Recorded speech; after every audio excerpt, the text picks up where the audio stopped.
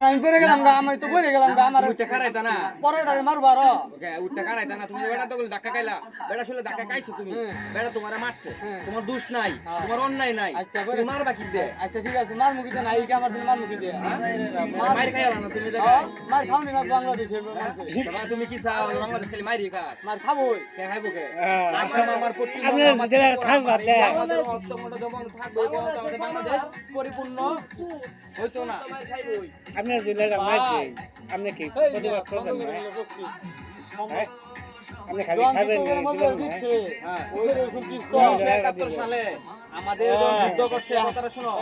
ওই সময় আমাদের পারমাণবিক ছিল না ওই সময় আমাদের মিসাইল ছিল না ওই সময় ব্যালিস্টিক মিসাইল ছিল না ওই সময় দুরন্ত কোনো ক্ষেপণাস্ত্র ছিল না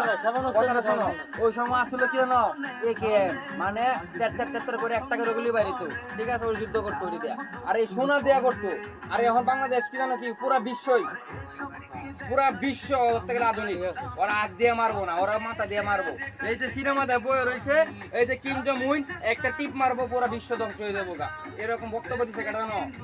উত্তর কোরিয়ার প্রেসিডেন্ট আর আমাদের বাংলাদেশ সামরিক দিক যদি শক্তিশালী না হইতে পারে তো অর্থনীতিতে শক্তিশালী হইতে পারবো হ্যাঁ এই যে যে জায়গায় তুমি ব্যবসা করবা তোমার যদি রাজনৈতিক পাওয়ার না থাকে এই জায়গায় ব্যবসা করে তুমি দণ্ড শান্তি পাইতা না তোমার যদি শক্তি থাকে এই জায়গায় ব্যবসা করবা তোমার যদি বাকি গায়ে 10 টাকা আর গাড়ো দূরে এনে টাকাটা উদ্ধার করতে পারবা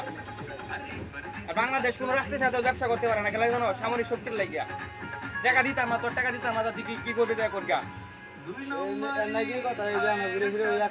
এতে আমার একর দরকার 400 একর জমির মধ্যে পারমাণবিক কেন্দ্র বানাইবো ওই জায়গায় 400 ওই জায়গায় 1 কোটি লোক কাজ করবে বাংলাদেশে 1 কোটি লোকই কর্মসংস্থান হবে বাংলাদেশে বেকারত্ব কমবে ঘুরে ফিরে কত লাইনে এ লাইনে এসে কি ওদিকে বাইরে দেশ থেকে রাস্তার মধ্যে ফকির করে থাকে ঘর বানাইতে না আর